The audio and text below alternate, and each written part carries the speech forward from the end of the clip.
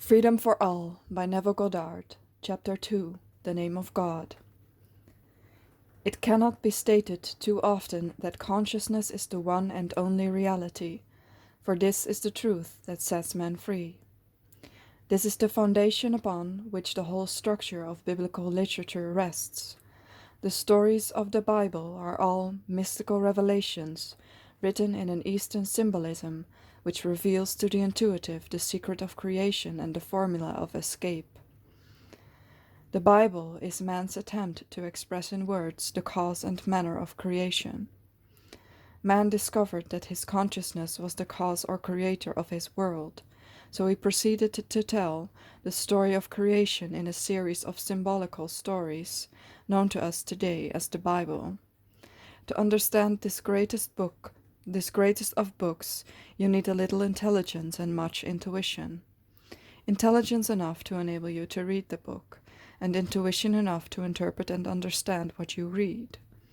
You may ask why the Bible was written symbolically. Why was it not written in a clear, simple style so that all who read it might understand it? To these questions I reply that all men speak symbolically to that part of the world which differs from their own. The language of the West is clear to us of the West, but it is symbolic to the East, and vice versa. An example of this can be found in the Easterner's instruction, "If thine hand offended thee, cut it off." He speaks of the hand not as the hand of the body, but as any form of expression, and thereby he warns you to turn from that expression in your world which is offensive to you. At the same time, the man of the West would unintentionally mislead the man of the East by saying, "This bank is on the rocks," for the expression "on the rocks" to the Westerner is equivalent to bankruptcy, while a rock to an Easterner is a symbol of faith and security.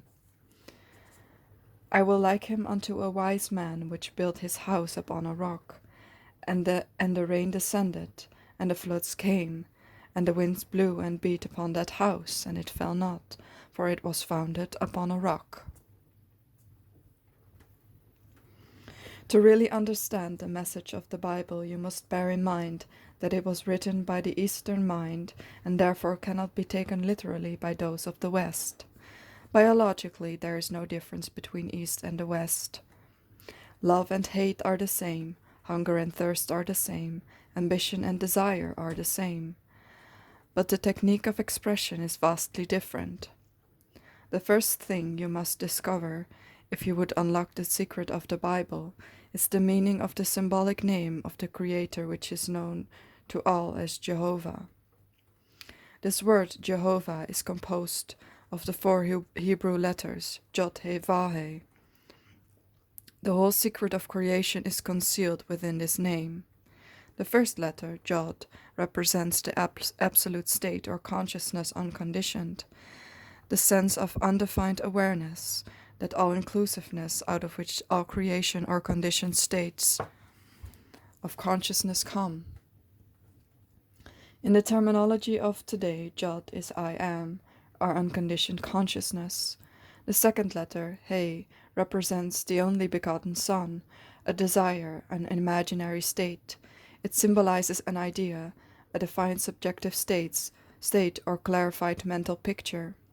The third letter, Vau, symbolizes the act of unifying or joining the conceiver, Jot, the consciousness desiring to the conception, He, the state desired, so that the conceiver and the conception become one. Fixing a mental state, consciously defining yourself as the state desired, impressing upon yourself the fact that you are now that which you imagined or conceived as your objective, is the function of vow. It nails or joins the consciousness desiring to the thing desired. The cementing or joining process is accomplished subjectively by feeling the reality of that which is not yet objectified. The fourth letter, He, represents the objectifying of this subjective agreement. The Jot He Vau makes man or the manifested world, He, in the image and likeness of itself, the subjective conscious state. So the function of the final He is to objectively bear witness to the subjective state Jod E Vau. Conditioned consciousness continually objectifies itself on the screen of space. The world is the image and likeness of the subjective conscious state which created it. The visible world of itself can do nothing. It only bears record of its creator, the subjective state. It is the visible Son, He, bearing witness of the invisible Father, Son, and Mother, Jod E Vau, a holy trinity which can only be seen when made visible as man or manifestation. Your unconditioned consciousness, Jod, is your I am, which visualizes or imagines a desirable state, He, and then becomes conscious of being that state imagined by feeling and believing itself to be the imagined state. The conscious union between you who desire and that which you desire to be is made possible through the vow, or your capacity to feel and believe.